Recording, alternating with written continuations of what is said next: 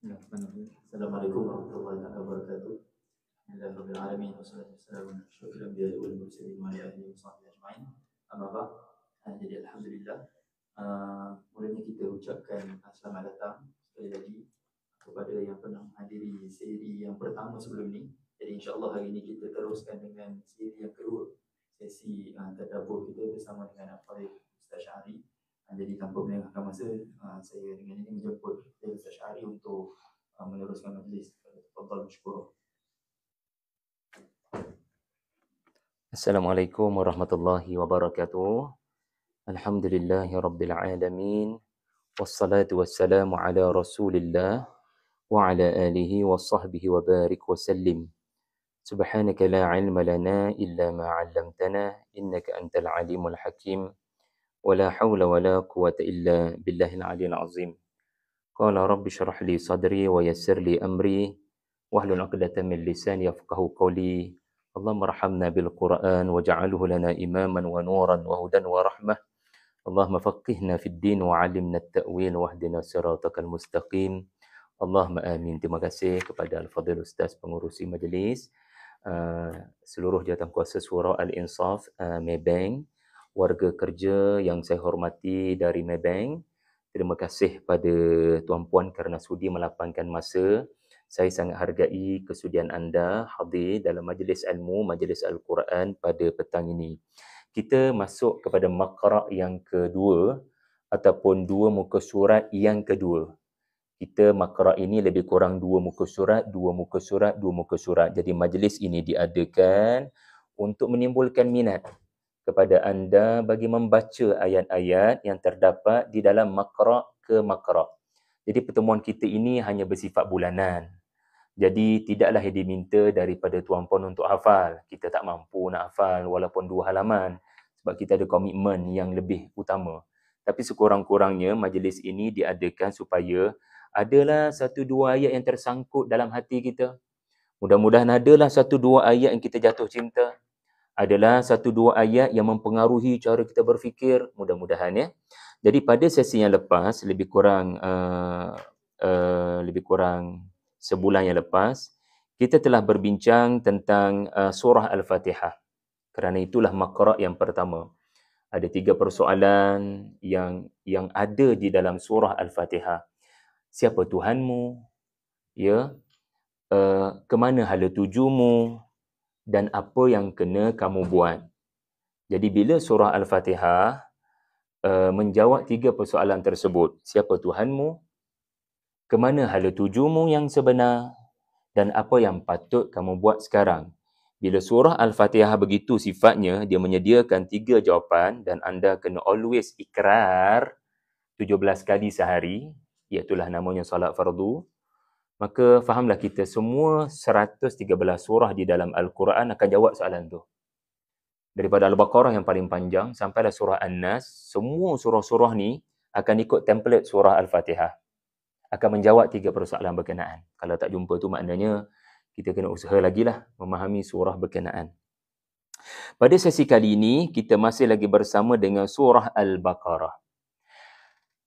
Dan kita akan bersama dengan satu cerita yang memang menjadi signature kepada maqra' yang kedua. Tahukah anda apakah kisah berkenaan? Kisah yang paling tua di dalam Al-Quran. Kisah yang paling klasik di dalam Al-Quran. Kisah Nabi yang pertama, ya, iaitulah Nabi Allah Adam alaihi salam. Kisah yang bukan berlaku di bumi, tetapi kisah sebelum baginda dihantar ke bumi. Kisah yang terjadi di langit.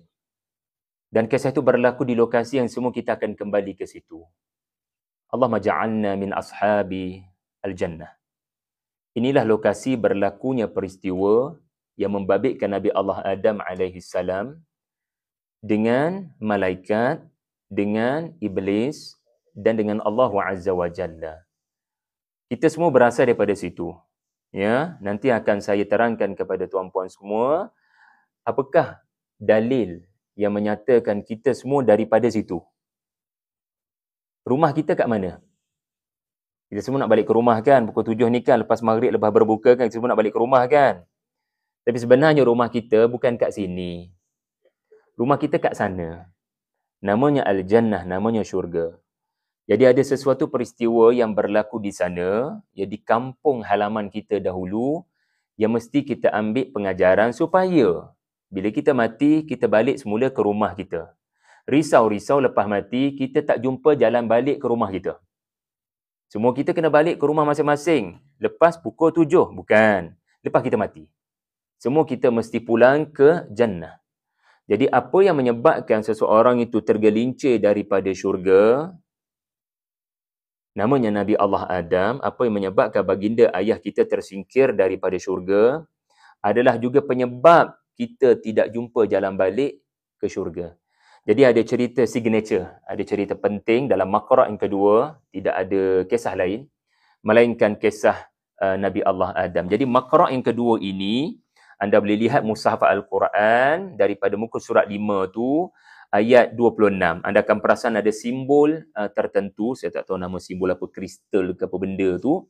Inna Allah la yastahyi an yadriba mathalan ma ba'udah. Jumpa ke tidak tuan-puan?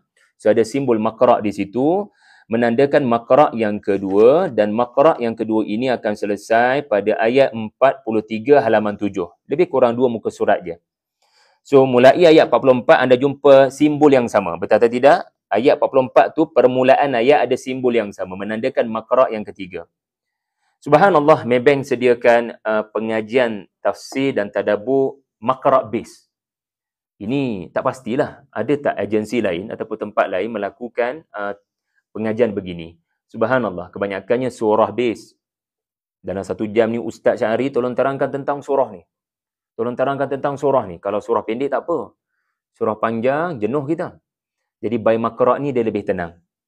Kalau by ayat, ya, kalau 1 jam, 2-3 ayat, jenuh juga. Ratusan tahun lagi lah kena habis ke surah Al-Insaf.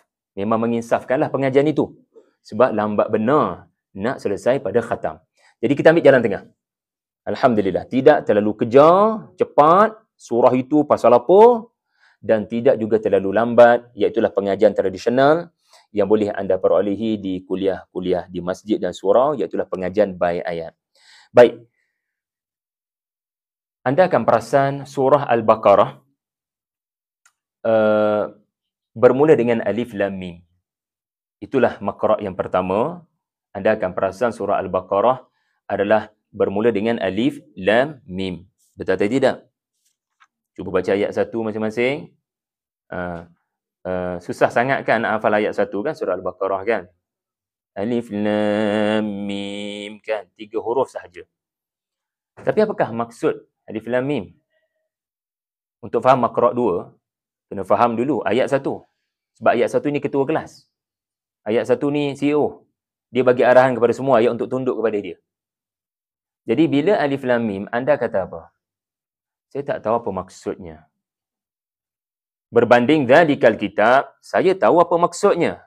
Kitab itu tiada keraguan padanya, menjadi petunjuk bagi orang-orang yang beriman. Tapi ayat 1 ni gapo dia? Ambo dak faham. Alif Lam Mim. Majoriti ulama menyatakan maksud huruf-huruf muqatta'ah ini adalah tiada maksudnya. Hanya Allah saja yang tahu. Ada ayat orang awam boleh tahu maksudnya. Ada ayat ulama saja tahu, jadi kita kena mengaji dengan ulama. Ada ayat dalam kategori wallahu a'lam. Hatta ulama pun terpaksa mengaku kalah. Kami tak tahu apa maksudnya. Moga-moga di akhirat Allah menerangkan maksud Alif Lam Mim. Memang ada sebahagian ulama berusaha untuk menerangkan maksud, tetapi ia bukanlah pandangan jumhur. Kesimpulannya, bila anda masuk pada ayat 1, dia punya mood adalah, saya tak tahu apa maksudnya, tapi saya nak belajar. Banyak benda saya tak tahu, tapi izinkan saya Tuhan untuk mulakan pembelajaran.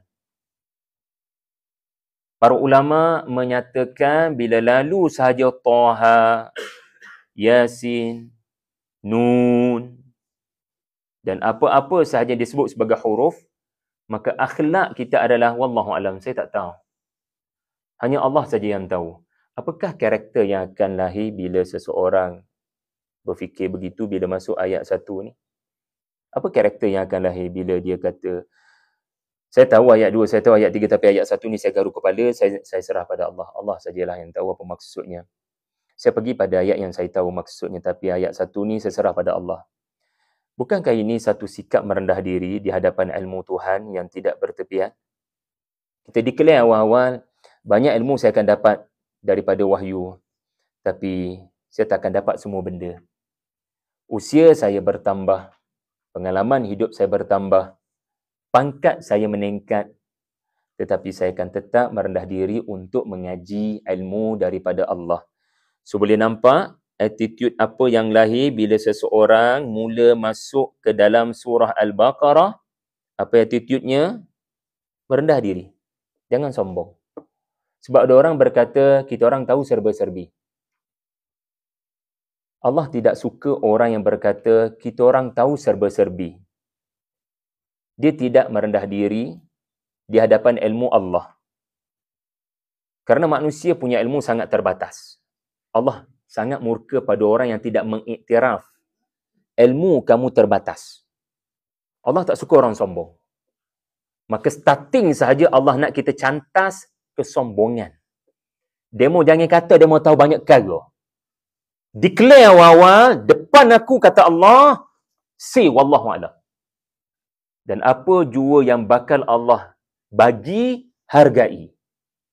Apa jua ilmu yang Allah Ta'ala akan beri, hargai. Tapi never say any words yang menunjukkan kita dah tahu dah.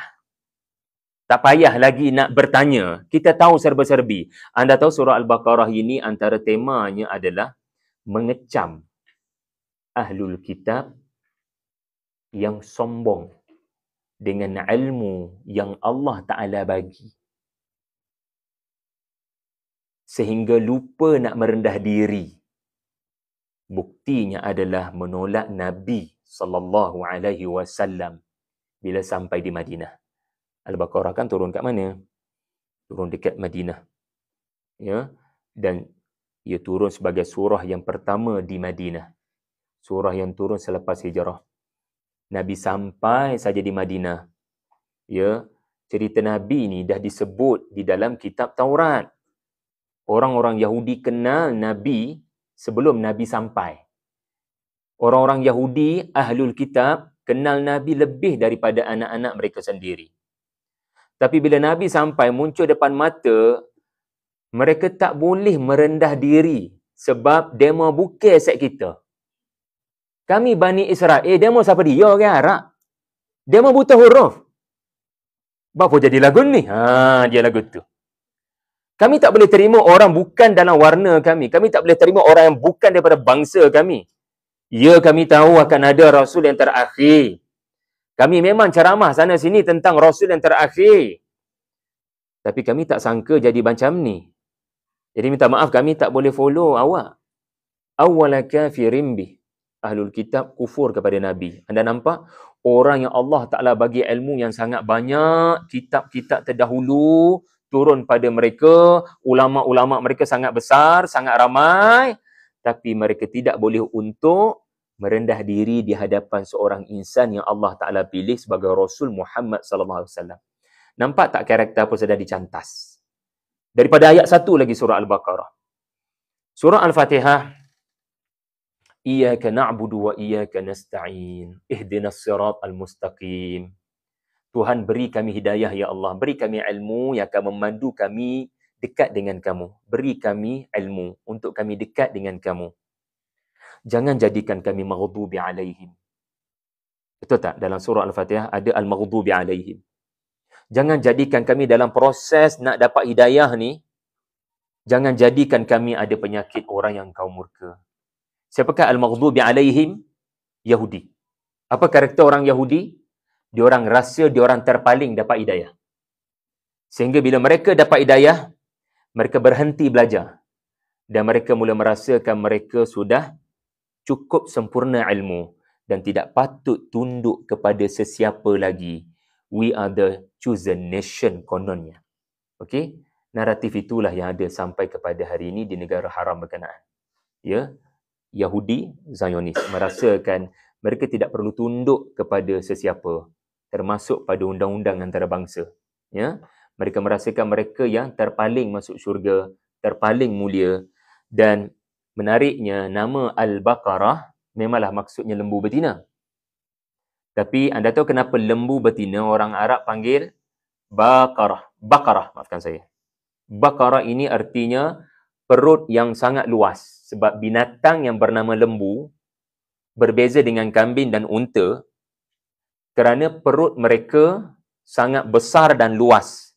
Daging lembu berbanding daging unta dan daging kambing apatah lagi, yang lebih mengenyangkan dan memberikan lebih ramai orang manfaat adalah daging lembu kerana daging yang sangat banyak. Betul? Kita baru saja sambut Raya Haji kan? Tuan-puan semua korban unta katanya. Jadi korban lembu, binatang lembu dagingnya sangat banyak. So bila luas sangat dia punya daging, dia punya perut tu, maka namanya Baqarah. Dalam bahasa Arab, Baqir. Ada ulama diberikan gelaran Al-Baqiri. Al-Baqir. Kerana luas ilmu. So, keluasan perut lembu menyebabkan namanya Baqarah. Keluasan ilmu Ahlul Kitab menyebabkan namanya Al-Baqir. So, cerita surah Al-Baqarah adalah cerita orang yang dikurniakan banyak ilmu tapi sombong kepada Tuhan. Apa surah yang paling panjang dalam Al-Quran? Paling luas dalam Al-Quran? Baqarah juga. Subhanallah. Kan cantik nama surah ini, Al-Baqarah. Baik, dengan pedoman itu, ya, kita akan masuk kepada cerita Nabi Allah Adam. Ya, kita nak ambil beberapa pelajaran yang bersangkut paut dengan luas ilmu Allah Ta'ala beri. Dan anda yang menerima ilmu kena kekal merendah diri. Jangan sekali-kali sombong dan bongkak. Kerana dalam cerita ini anda akan melihat ciri seseorang yang Allah berikan ilmu dan pengalaman. Tapi akan ada dua jenis makhluk. Satu yang bersyukur dan berkata, Tuhan saya nak belajar lagi. Tuhan maafkan saya. Saya melakukan kesilapan, saya bersedia untuk belajar lagi, saya akan move on.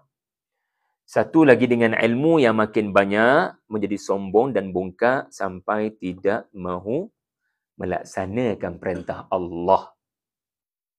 Iaitulah perintah sujud kepada Adam. Okey, jadi ayat itu terdapat di halaman 6. Ada mushaf Quran belaka? Okey. Nanti kalau ada kesempatan boleh dapatkan juga Kompas 114 saya. Saya bawa hari ni, kalau anda dapatkan boleh dapatkan.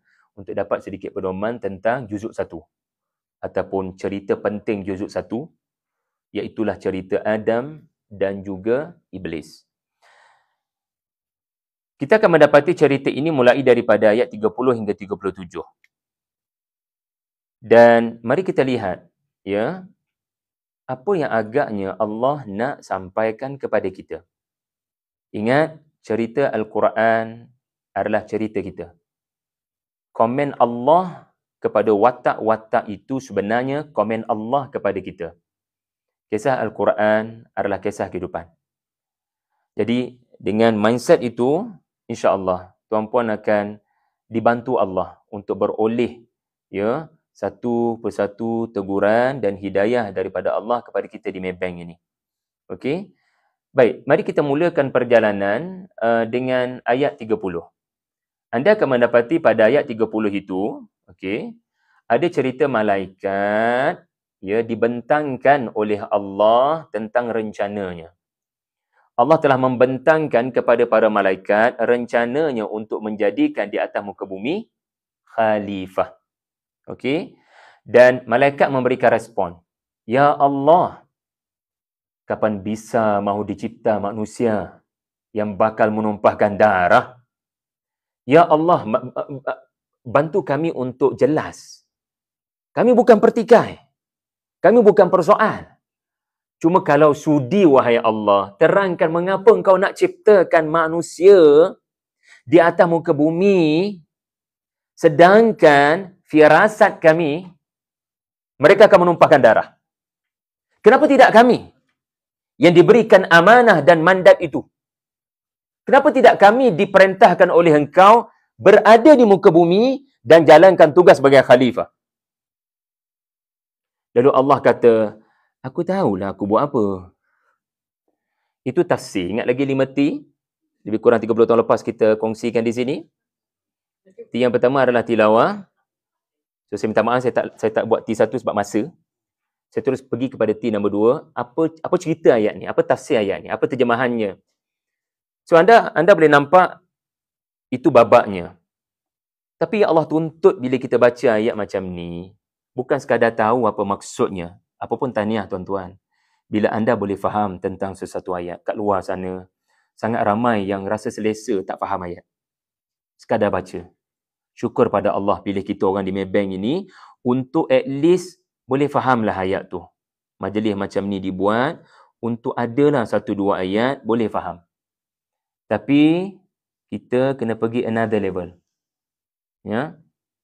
Kita kena cuba pergi ke satu lagi peringkat dan ia juga adalah yang Allah tuntut. Namanya tadabbur.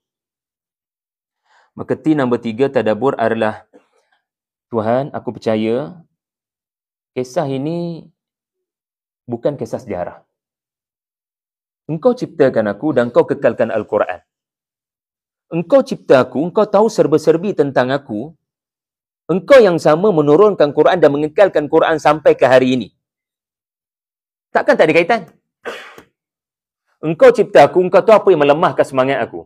Engkau tahu apa yang menyebabkan aku mudah sangat berduka cita, moody, stres. Engkau tahu serba-serbi tentang faculties dalam diri aku. Engkau tahu serba-serbi apa yang bakal terjadi kepada aku esok, lusa, seminggu, bulan depan. Pada masa yang sama, engkau jadikan Al-Quran ini masih ada dengan kami. Dan engkau rezekikan kami bertemu dengan ayat engkau. Takkan tak ada kaitan?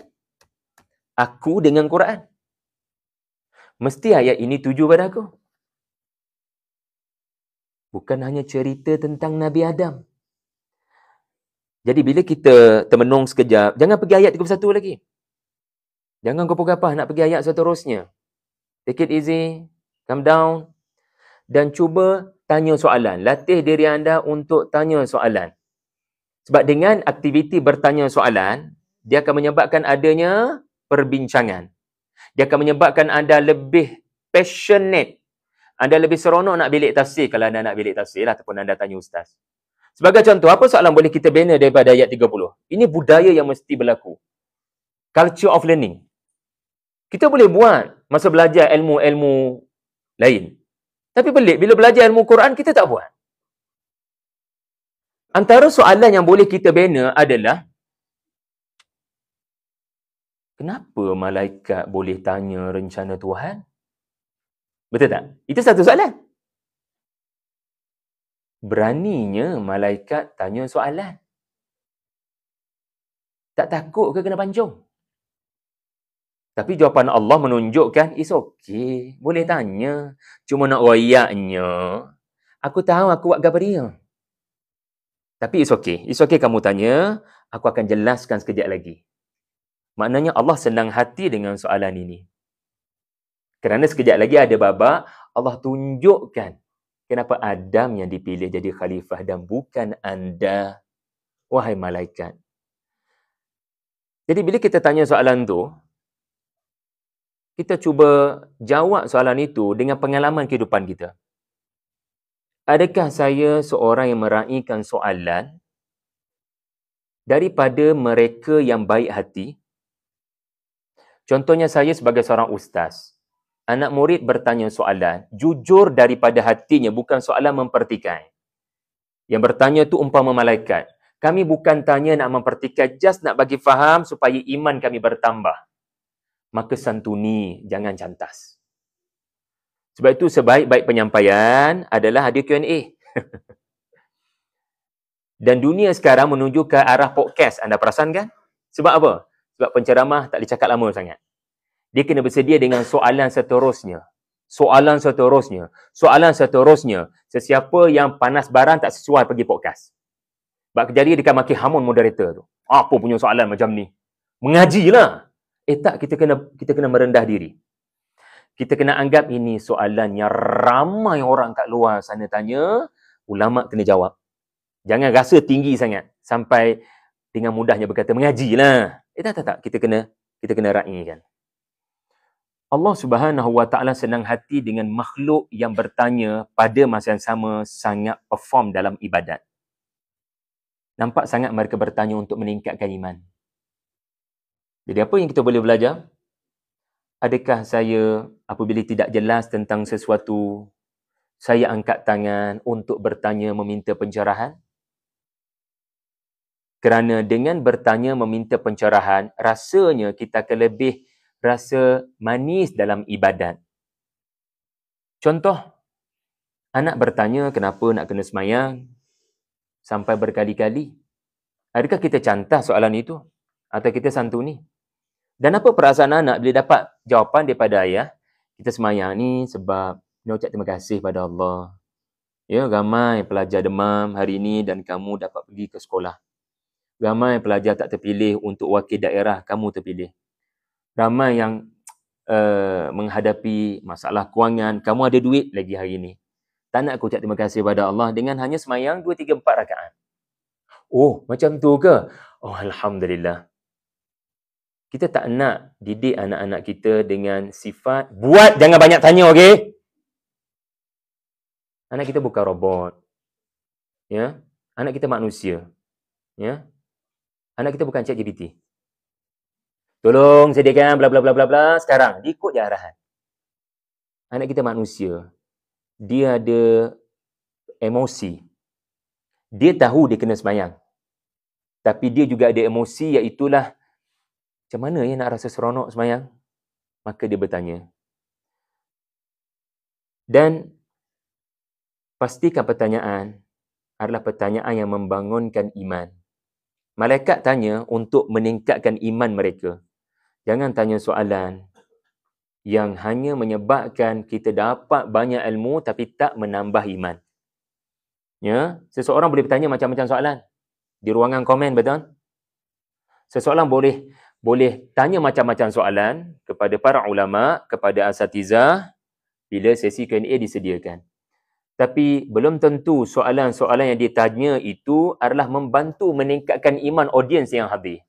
Entah-entah soalan itu adalah soalan yang hanya menambah sahaja perpecahan dan permusuhan.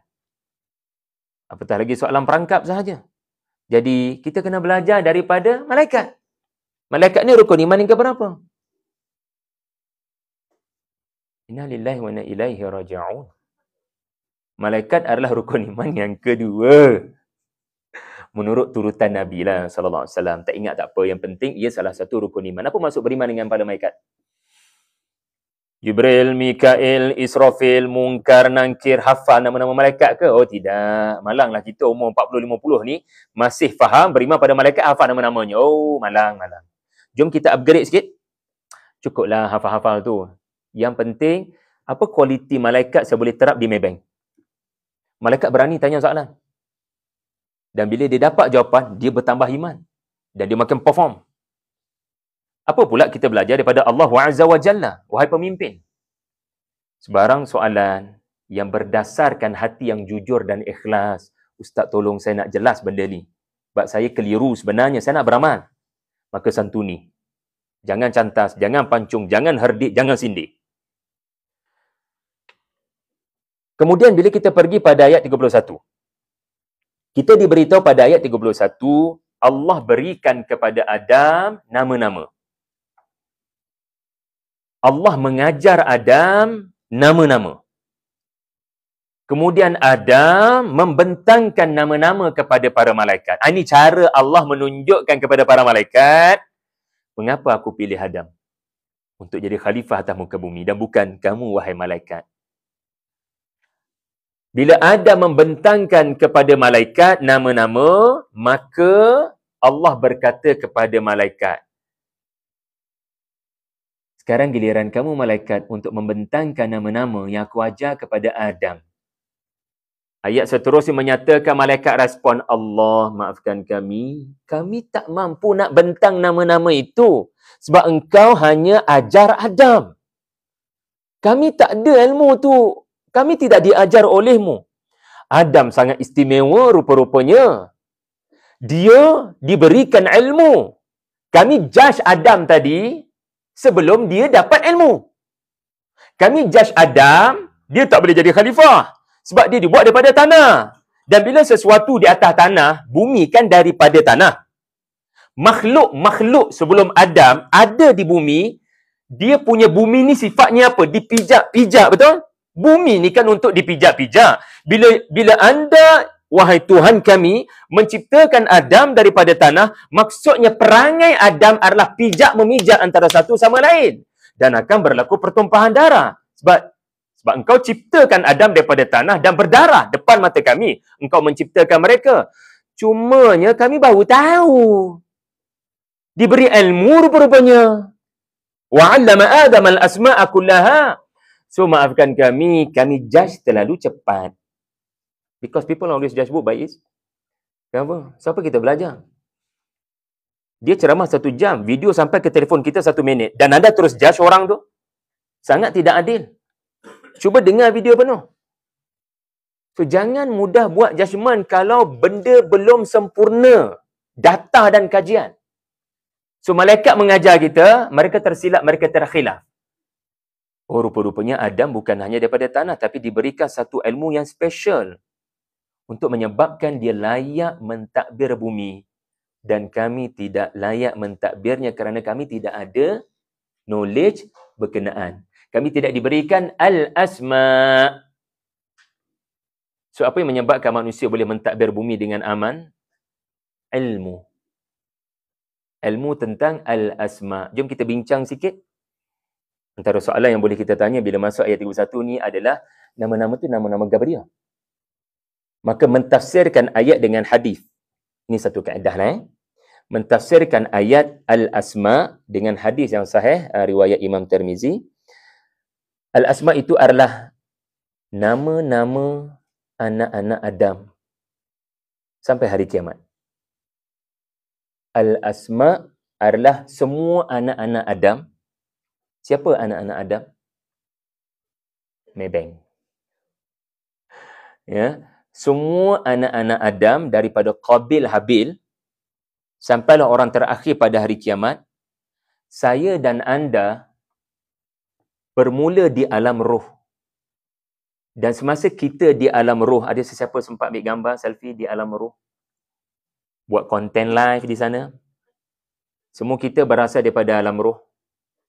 Dan semasa di alam roh, kita umpama bintang-bintang, ya, mutiara-mutiara kata hadis, yang dihimpunkan di hadapan Adam. Allah himpunkan seluruh bintang-bintang ini, mutiara-mutiara ini, ada cahaya. Semua manusia, termasuk Netanyahu, termasuk Donald Trump, semua mereka ada cahaya sebenarnya. Sebab semua manusia berasal daripada fitrah. Yang merosakkannya adalah ibu bapanya. Yang merosakkannya adalah syaitan dan hawa nafsu. Jadi bila dipersembahkan al-asma', iaitulah bukan hanya nama tapi kualitis. Kehebatan, potensi. Tiba-tiba Adam, wa'allama Adam al-asma'. Hadis menyebut Adam sangat tertarik dengan satu butir mutiara yang cahayanya terang benderang, agak menenggelamkan bintang-bintang yang lain. Lalu Adam bertanya kepada Allah, siapakah mereka ini? Allah menjawab, mereka ini adalah anak-anakmu. Dan Adam tanya pula, yang menyerlah tu siapa? Itu Daud. Dia akan memerintah Palestin, dia akan memerintah dengan adil. Selama 60 tahun. Lalu Adam berkata, Allah, 60 tahun je, ambil 40 tahun daripada umur saya, beri pada beliau. Biar cukup 100 tahun. Jadi nak katanya, Adam yang diberitahu tentang anak-anak Adam. Dan bukan malaikat. Maka wajarlah yang akan mentadbir bumi, iaitulah Adam, kerana dia lebih kenal siapa akan menghuni bumi. Bukan malaikat. Malaikat bukan tempatnya di bumi. Yang akan menghuni bumi sampai hari kiamat adalah manusia. Maka Adam akan memerintah manusia, wajarlah dia kenal manusia dan wajarlah malaikat tak boleh present balik apa yang telah dipresent Allah hanya kepada Adam. Sebab tu jawapan malaikat adalah doa kita sebelum memulakan majlis ilmu. Subhanaka la ilma lana illa ma 'allamtana innaka antal alimul hakim. Tuhan, kami tak tahu apa-apa melainkan apa yang kau ajar kami. Dalam kes anak-anak Adam, kami tak diberikan ilmu. Terbatas ilmu kami. Ingat lagi alif lam mim tadi? Apa maksud alif lam mim? Kami tak tahu banyak benda, ya Allah. Termasuk alif lam mim. Dengan ini kami merendah diri. So, anda boleh pilih sekarang. Nak berakhlak dengan akhlak malaikat, mengakui ada benda ilmu kita terbatas, atau kita akan jumpa dengan satu makhluk lagi sebentar lagi. Maka bila kita tengok cerita Nabi Adam diperkenalkan dengan anak-anak Adam, dengan cara macam ni baru akan jadi khalifah yang tidak menumpahkan darah. Apa kaitan anda Adam dapat tengok anak-anak anda, seluruh manusia, sebab tu nama kita apa dia? Bani Adam. Nama kita semua ni, ya, walaupun kita ada nama masing-masing kan, tapi nama sebenar kita adalah Bani Adam. Quran memanggil kita Bani Adam. Jadi, walau ramai macam mana sekalipun, Adam diperkenalkan. Apa kaitan anda kenal manusia-manusia ini, potensi-potensi diorang, dengan tidak menumpahkan darah? Allah cegah Adam daripada menumpahkan darah dengan dia diberikan ilmu tentang anak-anaknya. Sebab anda bila diberitahu potensi Daud, bila anda diberitahu potensi-potensi kebaikan-kebaikan yang ada pada anak-anak anda, dan anda saling mengenali kebaikan setiap orang, maka anda tak akan bermudah-mudahan untuk menimpakan keburukan kepadanya. Sebab dia ni ada kelebihan. Dekat Maybank, dia punya position sangat penting untuk kita. Dia punya position sangat penting. Dia punya peranan sangat penting. Kalau dia tak ada peranan, dia tak mainkan peranan, habis kita. Bila anda saling acknowledge setiap orang punya kelebihan, anda punya sikap di Maybank adalah umpama Adam dengan Daud. Very good. Ini very good. Saya sanggup bagi umur saya pada beliau. Maka adalah tak boleh difikirkan dengan fikiran kita. Macam mana bila anda hormat pada satu orang, anda akan ceroboh maruah dirinya. Macam mana anda bila hormat seseorang, anda akan bunuh dia. Tak. So dengan ilmu, ya, orang kata HR, human resource. Bila anda kenal setiap orang potensinya apa, anda akan menghargai orang itu. Dan bila seseorang itu saling menghargai, awak orang Kelantan rupa-rupanya. Orang Kelantan ni ada kelebihan juga. Kan, orang Terengganu ada kelebihannya. Orang JDT ada kelebihannya. Orang latar belakang mengaji overseas di barat ada kelebihannya. Orang mengaji Al-Azhar, mengaji Jordan, mengaji UIA ada kelebihannya. Kita perlukan semua warna. Anda celebrate the differences. Anda hargai semua orang. Maka dengan sikap ini, anda takkan pergi kepada menumpahkan darah. Apa yang menyebabkan rejim menyerang Palestin? Apa yang menyebabkan nyawa manusia begitu lekeh bagi diorang? Apa yang menyebabkan mereka bermudah-mudahan untuk menyerang mana-mana negara seperti Iran? Sebab bagi mereka, naratif diorang adalah kita bangsa paling mulia, okey? Siapa lebih baik daripada kita orang? Ikut kita orang nak serang siapa? Kita orang tak tunduk kepada mana-mana undang-undang. Undang-undang kena tunduk pada kita orang. Chosen nation kau nak. Bila anda tidak hormat kepada orang lain dan naratif anda adalah Bani Israel, maka yang ni yang menumpahkan darah dan tak ada langsung peri kemanusiaan. Sedangkan kita sebaliknya, lita'arafu, kenal mengenali antara satu sama lain dan hormat menghormati. Sekarang kita pergi pada ayat 33. Anda akan mendapati Adam berjaya membentangkan nama-nama anak-anaknya kepada para malaikat, dan apabila malaikat mendengar, melihat pembentangan Adam, ya, Allah berfirman, bukankah aku sudah berkata kepada kamu, aku tahu serba-serbi pada apa yang aku buat. Artinya apa? Dalam hidup kita ni, boleh berlaku tak rencana Tuhan yang anda tak clear. Kenapa berlaku?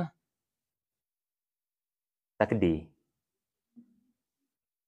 Hidup ni akan sentiasa ada ketetapan Tuhan yang anda macam mempersoal. Kenapa aku? Kenapa tidak orang lain? Kenapa sekarang? Kenapa tidak orang lain? Kenapa anak aku, ya Allah? Kenapa suami aku? Kenapa punyalah ramai orang lain kau pilih aku untuk terima ketetapanmu yang agak menyakitkan? Maka ambil akhlak malaikat. Apa dia? Allah tak bagi tahu lagi ni. Tapi kita percaya rencana Allah sentiasa ada kebaikan. Walaupun Allah belum declare, walaupun Allah belum memperjelaskan lagi kepada malaikat, malaikat awal-awal lagi sudah berkata apa dia? Engkau sentiasa terpuji. Nusabbihu bihamdika wa nuqaddisu lak. Kalau engkau tak terangkan pun kenapa engkau pilih Adam, kami punya prinsip adalah segala apa yang kau buat penuh dengan puji-pujian. Cuma kami belum nampak benda tu. Jadi beriman kepada malaikat juga bermaksud anda redha dan bersangka baik kepada rencana-rencana Allah yang berlaku kepada anda, musibah dan keburukan yang menimpa anda, yang anda tak tahu kenapa anda yang dipilih untuk terima benda buruk itu. Tetapi anda kena percaya, the time will come, Allah akan terangkan kepada anda sebagaimana Allah menerangkan kepada Adam dan kepada malaikat. Akhirnya Allah Ta'ala terangkan. Kalau tidak kat sini, kat mana? Dekat akhirat. Kenapa Allah ciptakan akhirat? Supaya apa yang bermain dalam fikiran anda, yang tidak anda temui jawapan di dunia, di sanalah Allah akan bagi penjelasan. Kenapa aku menyebabkan anak kamu meninggal dunia? Kenapa aku tarik nyawa suami kamu? Kenapa aku timpakan kepada kamu penyakit? Kenapa aku timpakan kepada kamu musibah dibuang pekerjaan? Kenapa yang kamu tanya dekat dunia? Orang Palestin kuat sebab apa? Akhirat ada. InsyaAllah. Nak tunggu dunia mungkin tak ada penjelasan. Tapi malaikat turun beramai-ramai di bumi Palestin sebab apa? Bertenang. Kita orang ada pengalaman. Malaikat ada pengalaman kan? Just okay. Just calm down. Just take it easy. Akan datang satu hari, anda akan diberikan penjelasan. Allah akan buat kepada anda, wahai orang-orang Palestin, apa yang Allah buat kepada malaikat kita orang. Akhirnya Allah menyantuni dan menjawab, kenapa ni berlaku, kenapa ni berlaku, kenapa ni berlaku. Allah akan jahit sampai kita nampak, oh, macam ni rupanya. Patutlah kena humban dalam telaga. Nama saya Yusuf. Saya dihumban dalam telaga lah.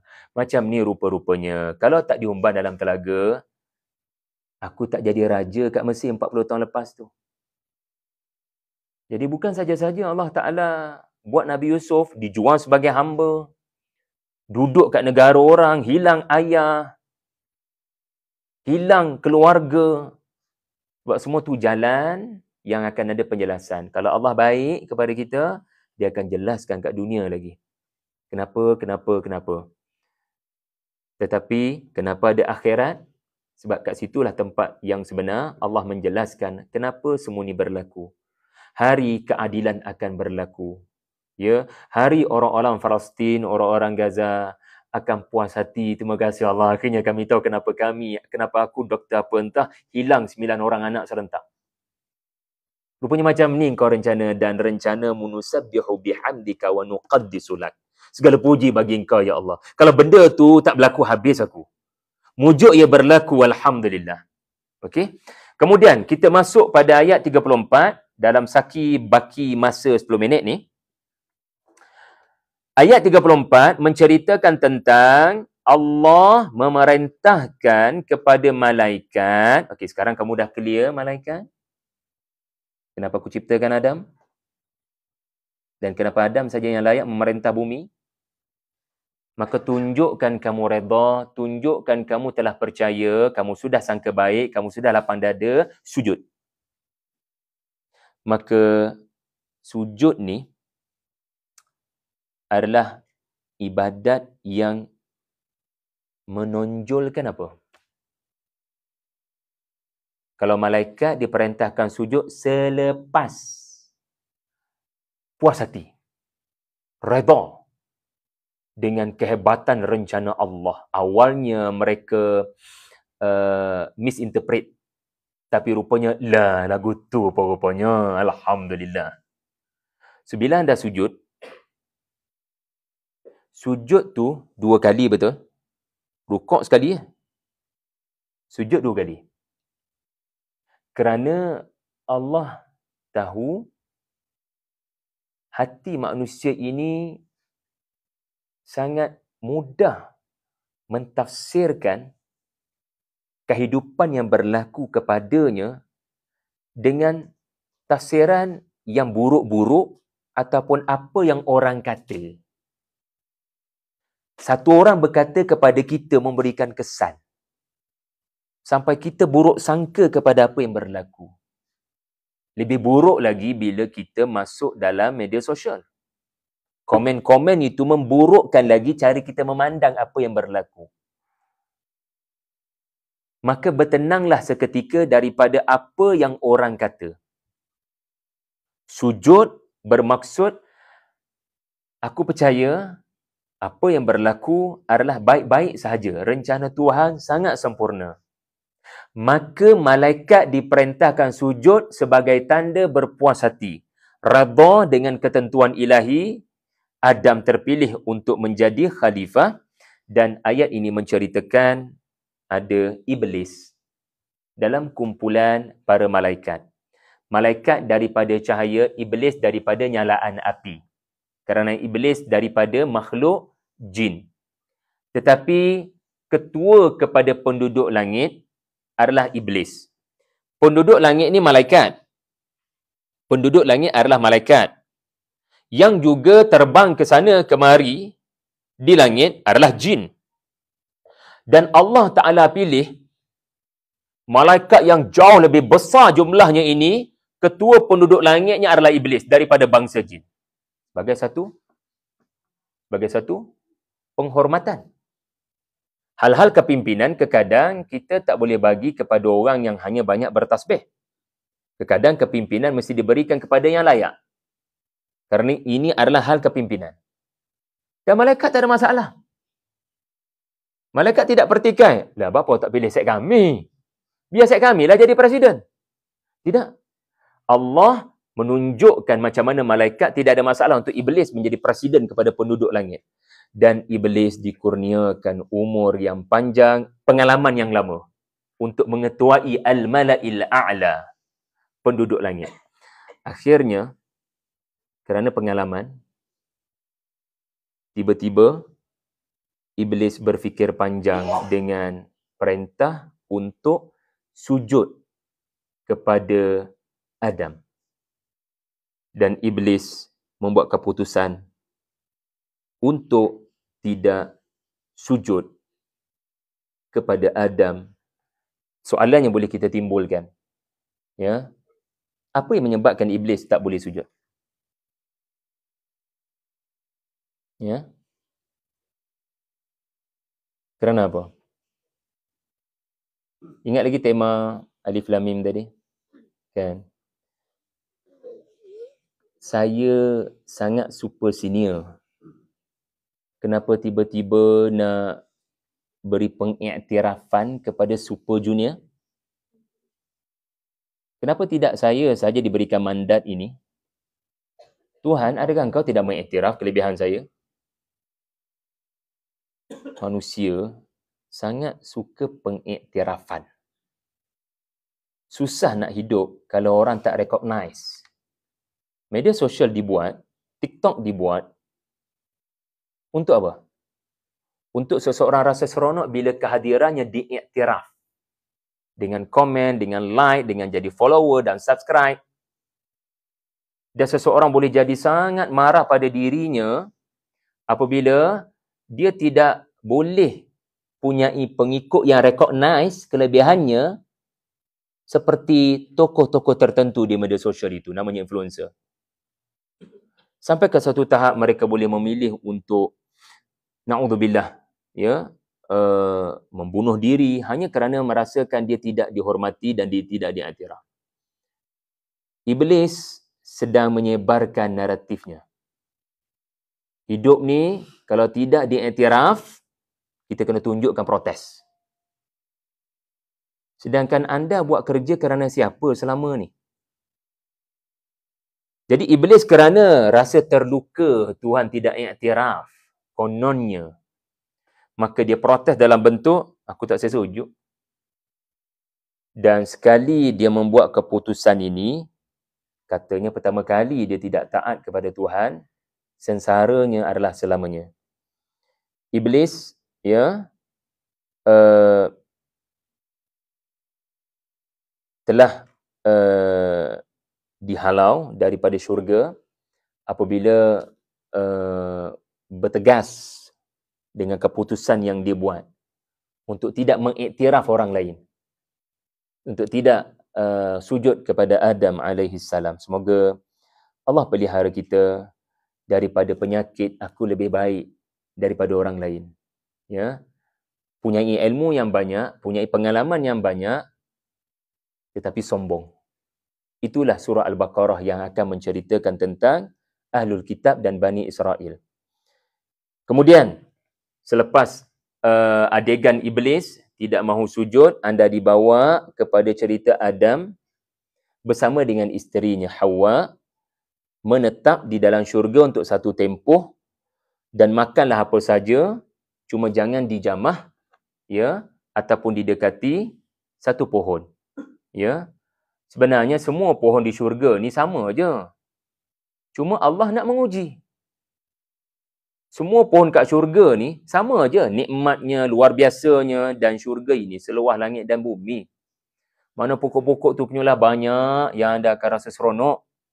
Anda akan rasa tenang. Pergilah mana-mana pokok anda boleh duduk dengan tenang. Sebab seluas langit dan bumi syurga ni.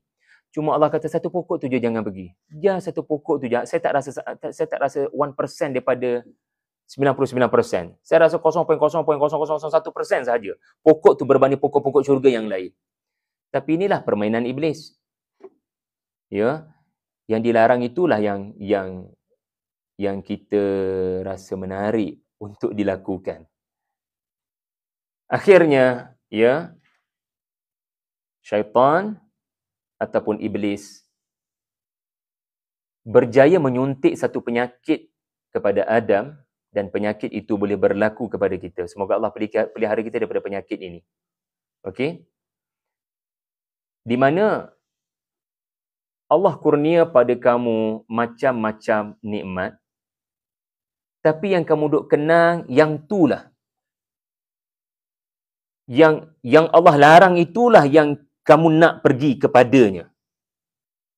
Allah Ta'ala mahu kita ni sentiasa melafazkan syukur sebab solat kita 17 kali sehari.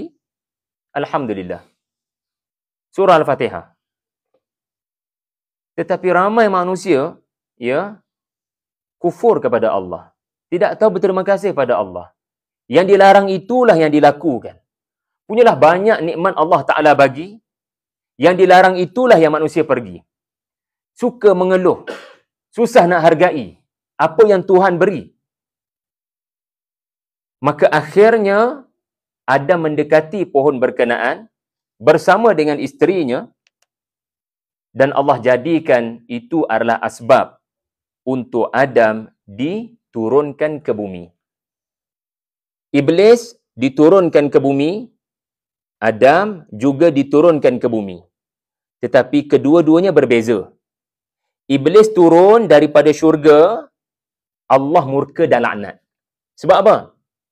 Sebab Allah tanya, betul kamu tak nak sujud? Are you sure ada nak buat U-turn? Dan memang dia dah buat decision. Saya punya decision adalah firm, wahai Tuhan. Saya lebih baik daripada dia. Saya tak akan sujud pada orang macam ni. Dan kerana dia firm dengan keputusannya untuk tidak sujud, maka tergolonglah dia daripada yang dilaknat sampai hari kiamat. Tetapi satu lagi kumpulan, satu lagi orang yang diturunkan daripada muka bumi kerana kesalahan yang dilakukan di syurga, tetapi Allah turunkan dia ke dunia dengan sifat mulia. Bahkan Allah beri kepadanya title Nabi, walaupun dia ada buat salah. Sebab apa? Sebab dia belajar mengaku salah. Dia belajar, dia buat benda silap, dia minta maaf, dia bertaubat, dan bacaannya adalah Rabbana zalamna anfusana wa illam taghfir lana wa tarhamna lanakunanna minal khasirin. Bila Adam mengaku, saya minta maaf, saya buat salah. Saya betul-betul minta maaf, wahai Allah. Saya bertaubat kepadamu, ya Allah. So, bila anda pernah buat salah, bila anda pernah berdosa, itu bukan tanda Tuhan memang murka kepada anda. Allah murka pada yang tak bertaubat. Maka Adam diberikan Allah kemuliaan kerana dia menyesali perbuatannya. Jadi penting sebenarnya untuk sentiasa semak, hari ini dalam satu hari, ada tak benda yang Tuhan murka saya buat? Sebab satu pihak lagi sentiasa rasa sempurna dan tak ada salah. Apa yang kita orang buat tak salah. Apa yang kami buat, semuanya adalah Tuhan suka.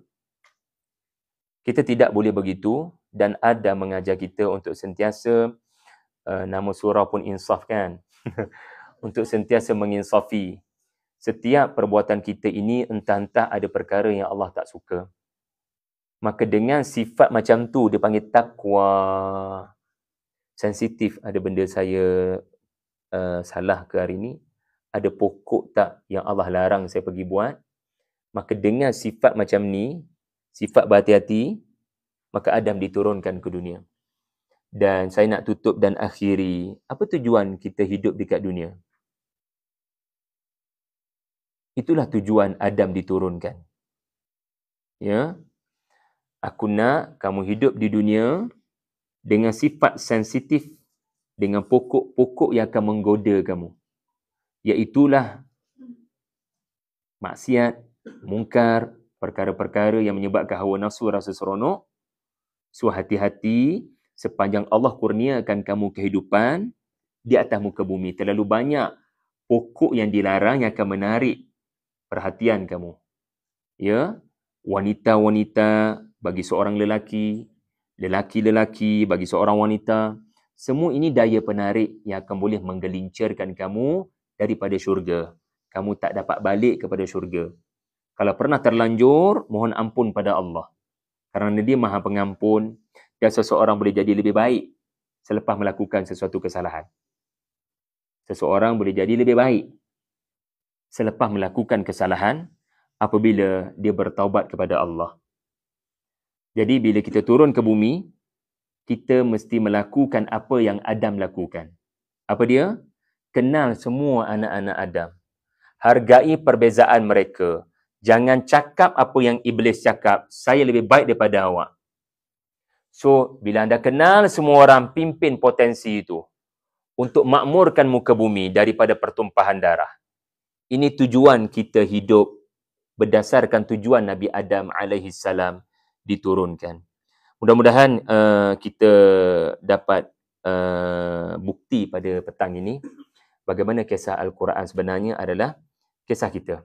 Setiap cerita yang Allah paparkan terkandung padanya teguran-teguran kepada kita semua. Saya harap kita hargai makra' yang kedua insya-Allah, dan makra' yang ketiga nanti ada banyak cerita Bani Israel akan kita lalui, tapi tema dia satu je. Ya.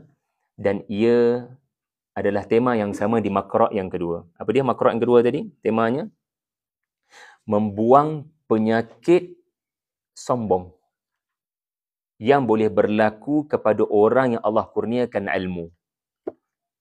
So, Bani Israel nanti anda akan diberitahu Allah beri macam-macam mukjizat.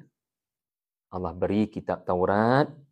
Allah beri nabi-nabi. Tapi sepatutnya anak-anak ustaz-ustazah ni, orang yang duduk dekat sekolah ulama ni, orang yang sepatutnya duduk kat sekolah agama ni, harusnya jadi orang yang paling baik. Tapi duka citanya anda akan lihat, orang yang Allah kurniakan mukjizat macam-macam. Allah kurniakan pada mereka kitab Taurat. Allah kurniakan kepada mereka Nabi Musa. Tapi akhirnya mereka jadi bangsa manusia yang paling sombong dan menumpahkan darah. Nabi Musa dia boleh pelekeh macam tu sahaja. Kau suruh kita orang sembelih lembu, kita orang nak cari siapa yang membunuh lelaki ini. Kenapa pergi cari lembu pula dah? Kita orang nak cari pembunuh lelaki ni. Bukan cari lembu. Kau nak game kami ke? Kau nak buat apa sebenarnya? Tengok tu. Belagak lebih tahu daripada Nabi Musa. Penyakit yang sama. Jadi, bacalah Quran untuk buang penyakit-penyakit hati. Itu objektif Quran dibaca. Jangan hanya semata-mata nakkan pahala, tetapi yang kita mahukan adalah tersingkir penyakit-penyakit hati yang boleh datang kepada kita walaupun kita orang yang paling tahu tentang agama. Kita orang yang paling tahu tentang syariah. Kita orang yang paling terdedah dengan ilmu-ilmu agama. Belum tentu itu adalah tanda seseorang paling bagus perangai. Belum tentu. Subhanallah. Wabillahi taufiq wal hidayah. Wassalamualaikum warahmatullahi wabarakatuh. Terima kasih semua atas kehadiran. Ada soalan setakat ni untuk makra' yang ketiga? Ada apa-apa soalan? Makra' yang kedua, maafkan saya. Silakan puan. Masya Allah.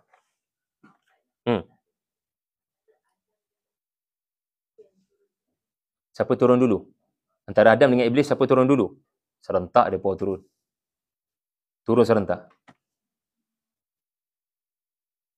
Sebab penting ke kita tahu siapa sampai dulu? Saya rasa tak penting untuk tahu siapa yang menang pejutan tu. Tapi yang penting Quran memberikan isyarat kedua-duanya diturunkan pada masa yang sama. Dalilnya adalah ayat 38. Muka surat 7. Qulna ihbitu minha jami'an. Turunlah hampa semua. Anda semua turun belaka daripada syurga.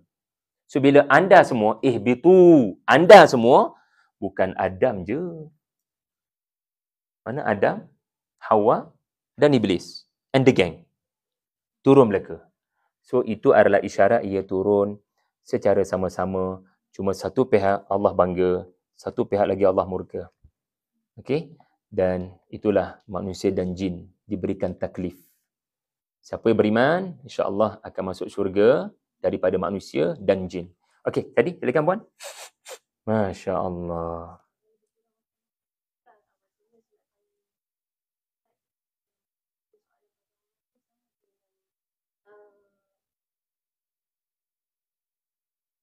Malaikat yang bertanya tentang penciptaan Nabi Adam.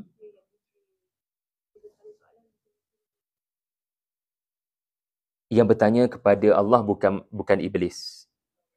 Yang bertanya adalah malaikat. Lepas tu kena hati-hati kalau ketika ramai orang tanya soalan, ada budak duduk diam je. Kenapa dia tak tanya? Kenapa dia diam je? Dia pendam.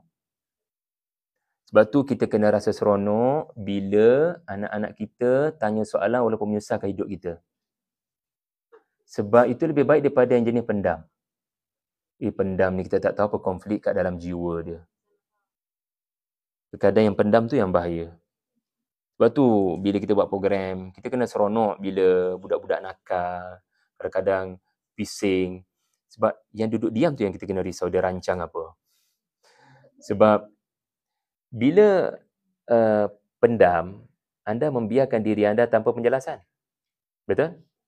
Dan bila anda shock sendiri, maknanya anda rasa anda betul. Dia akan makin berkembang. Makanya daripada dengki, dia mula merebak jadi sombong, akhirnya menjelma dalam bentuk, aku takkan sujud pada dia. Dan itu adalah decision yang sudah firm. Aku takkan U-turn. Dan dia sanggup untuk terima akibat, sanggup memerangi Adam dan anak-anaknya 7 keturunan. Kalau bermusuh dengan Adam je cukup lah. Tapi dia punya dendam, kesumat dia tu, aku takkan attack Adam je.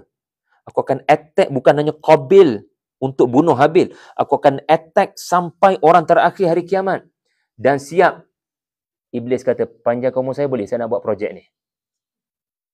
Maka jadilah malaikat, jin panjang umur dan kita tidak panjang umur. Allah kurniakan mati kepada kita. Akhir sekali, dah ingatkan dah habis kan? Khalifah ni artinya apa? Khalifah ni artinya fakhalafa min ba'dihim. Tinggalkan sesuatu kepada keturunan seterusnya. Khalafah artinya pengganti. Apa yang akan diberi kepada pengganti? Awak nak tinggalkan apa kepada pengganti? Maka Adam sebagai khalifah artinya apa?